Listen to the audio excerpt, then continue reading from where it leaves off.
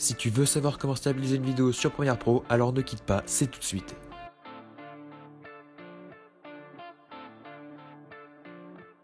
Yo tout le monde, c'est Max et j'espère que vous allez bien. On se retrouve aujourd'hui dans cette petite vidéo pour vous montrer comment stabiliser en post-production votre vidéo sur Adobe Premiere Pro. Je suis ici sur la version CC 2017, mais ça fonctionne bien évidemment sur la version 2016. Donc pour commencer, vous allez ouvrir votre projet ou en sélectionner un nouveau. Pour ma part, il est déjà prêt, il s'appelle Stabilisation. Vous allez ensuite importer la vidéo que vous souhaitez stabiliser. Hop, vous la sélectionnez et la placez sur votre timeline. Je vais pour ma part la cutter parce qu'elle est assez longue. Hop, on va aller jusqu'ici. Voilà, ça pourrait pas trop mal. Ça va être rapide à faire. Hop, on enlève les autres morceaux. Alors pour stabiliser, il faut aller dans le petit onglet Effets en bas et vous allez tout simplement rechercher Stabilisation. Ça doit être Warp en anglais, donc W-A-R-P, si vous avez Adobe Premiere Pro en version anglaise. Vous sélectionnez l'effet, vous le glissez sur votre film. On va l'agrandir un petit peu.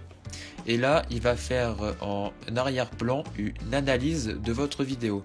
C'est-à-dire qu'il va, il va analyser chaque frame. Donc par exemple, si vous shootez en 60 images secondes, ça va prendre 2 fois plus de temps que si vous shootez en 30 ou 25 images par seconde. Après, ça va aussi dépendre de votre résolution d'image. Parce que si vous souhaitez stabiliser une vidéo, il est important d'avoir une résolution très élevée. Parce qu'en fait, le logiciel va zoomer dans l'image pour compenser les mouvements de caméra. Dans mon cas, j'ai shooté donc en 4K à 30 images par seconde, ce qui va me permettre de stabiliser énormément la vidéo puisque je vais pouvoir zoomer dedans jusqu'à 200% pour sortir en Full HD. Donc vous pouvez voir que le traitement vient de se finir. Ensuite vous avez donc le menu de l'effet stabilisation. Le lissage va en fait créer un mouvement de caméra. Ensuite vous avez l'intensité de ce lissage. Plus vous allez élever le lissage, plus le mouvement de la caméra sera smooth. Alors juste en dessous vous avez l'onglet que j'appellerais le plus important parce que ça va en fait différencier les différents modes de stabilisation. Je vous conseille donc de laisser celui qui est en bas, donc déformation de sous-espace, mais si ça ne fonctionne pas, sélectionnez position, puis position, échelle et rotation.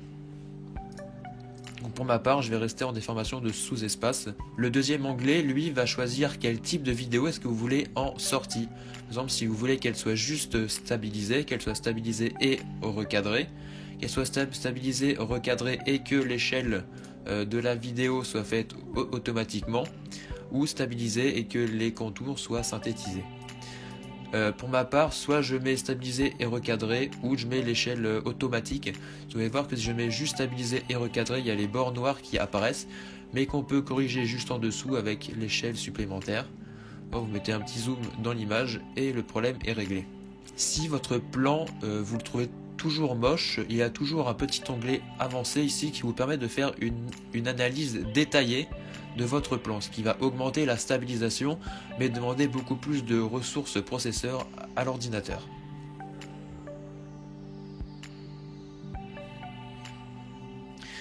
Vous avez en dessous une correction de ce qu'on va appeler le rolling shutter. C'est surtout connu sur les appareils Sony de type A7S, A7S2, A7R2 ou A7II tout simplement. Parce que le capteur est grand et que c'est pas du global shutter, donc l'image ne va pas rester droite en fait, le haut va être traité avant le bas, donc je vais vous mettre une petite vidéo pour vous expliquer ce que c'est là au montage. L'analyse détaillée est finie et on va tout de suite regarder ce que ça donne. Alors, vous pouvez voir que l'image ne bouge absolument pas, que mon capteur était d'ailleurs affreusement dégueulasse. On peut le voir avec les petites taches noires juste ici. Il va falloir que je pense à le nettoyer. Hop, voilà. Donc j'ai juste vous montrer en prenant le plan sans la stabilisation que vous voyez bien la différence.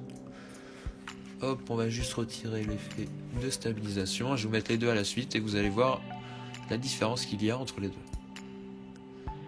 là c'est stabilisé, et là l'image est dégueulasse. Ça tremble de partout, c'est juste horrible. Et là c'est tout à fait smooth, c'est parfait, c'est fluide, c'est beau, c'est nickel. Après ça, si votre plan ne vous convient toujours pas, vous pouvez choisir ici de lisser encore plus l'image ou de la recadrer moins si vous avez une définition d'image faible. Donc pour mon cas qui shoot en 4K, je vais pouvoir augmenter même à 100% le lissage, ce qui va zoomer, vous pouvez le voir, où est-ce que c'est écrit ici, à 116%. Et donc là l'image va être totalement fluide par rapport à l'autre. Si je mets un zoom à niveau égal à peu près, on va se mettre voilà, comme ça on devrait pas être mal. Ouais, c'est nickel.